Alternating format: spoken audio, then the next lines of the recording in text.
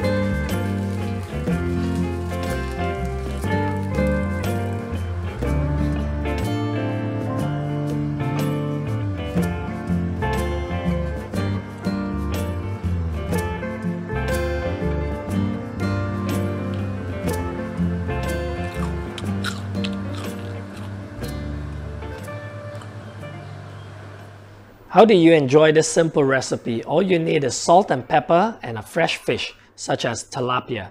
And pan frying it is the best way to have this as a snack or a dinner for a small family. It is so tasty because the salt accentuates the natural flavor in the fish, and that's all you need. Nothing more, nothing less. Alright, but I mean the tilapia that you're used to seeing is probably bluish gray in color. Those are probably the Nile tilapia or the blue tilapia. Those are very two common species of tilapia, but this one that I got is pinkish in color. It is also the same, but it's a different shape and color, but nonetheless the flavor is just as good. So now let's go ahead and answer why the tilapia is also called the St. Peter's fish. So this, for those of you who don't know, it is reference to the Bible in Matthew 17:24 to 27, where Jesus was speaking to Peter, and he said, "Cast an hook and take up the fish that first cometh up, and when thou hast opened his mouth, thou shalt find a piece of money, that take and give unto them for me and thee." So basically what it is Jesus asked Peter to go using a hook and line to the sea and fish up the first fish, and in the fish he will find a coin that is enough to pay for both Peter and Jesus's taxes. So that's the story on this, but some people don't agree that the tilapia is the St. Peter fish. Some say is the John Dory, because in the Sea of Galilee there are like about 18 to 20 species of fish. Some qualify, some doesn't, because some are too small, such as the sardine, to be qualified as the St. Peter fish, because the coin won't even fit in his mouth. And some doesn't follow the Levitical laws of unclean food. Fish that has no scale or fin should not be eaten. It is considered unclean. So out of the 18-20 species of fish in the Sea of Galilee, it is narrowed down to just about 2 or 3. Now, John Dory and tilapia are one of the 2. Sardine is another popular one, but sardine, the size is too small. And then there's another one that is like a catfish with whiskers. But because it has no scale and, well, it has fin but no scales, it is considered unclean. So at the time, the Jews will not eat this fish. So it basically comes down to 2 types, John Dory or tilapia.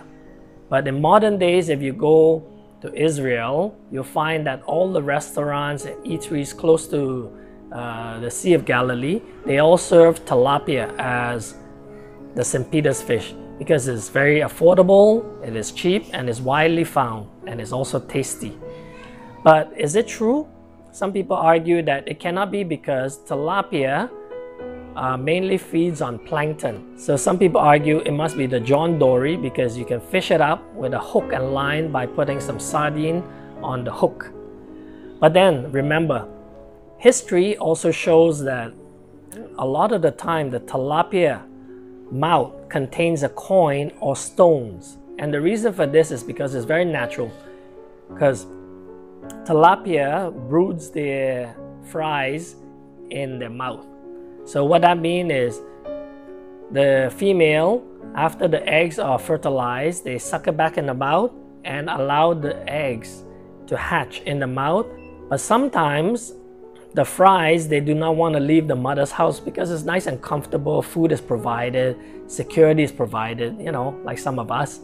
So the fries do not leave the mouth of the mother. They will come out, take a swim, and then they'll quickly run back in. So what naturally happens with the tilapia is that over time they will start sucking in stones, and sometimes with it coins that is left on the bed of the sea, so that it makes it very uncomfortable for the fry to be swimming in the mother's mouth. Now, because of that, tilapia fish has a very high probability chance of containing a coin in the mouth. Of course, for us and fishermen, they don't know.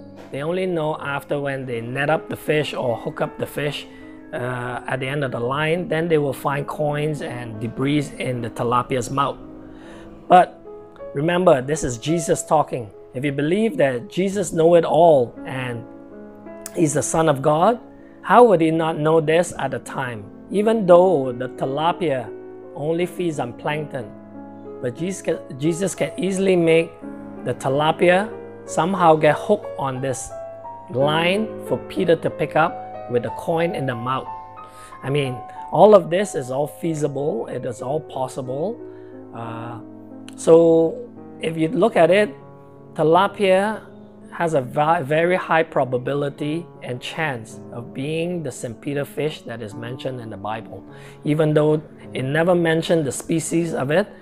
But according to statistics and history, from all the varieties of fish that is found in the Sea of Galilee, tilapia and John Dory are the highest chance. And in this case, with tilapia having common where they suck in stones and coins in the mouth to deter their fry from swimming in the mouth of the mother, I think the probability and chance of it being tilapia is very high. And that is what is accepted by the world. A lot of believers, as well as people in Israel, believe that tilapia is the fish. So therefore, that's how tilapia got its name from. It's called St. Peter's fish. It is a very interesting story. I mean, if you like, I'll leave the reference right here and you can read up on it.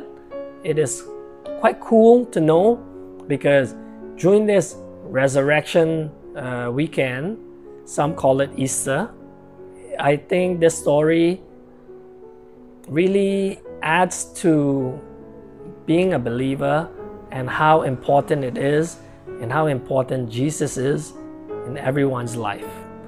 Okay, well, enough of that. I hope you enjoyed this episode. Remember to subscribe if you do, and hit the notification button. That little bell button on the side, you have to click that and turn on all notification. So then you'll be notified on future videos when we post it. All right, well, I guess until then, stay safe, stay healthy, have a blessed day, and put in a comment anything you'd like to see in the future episodes. All right, well, that's it for now. Bye.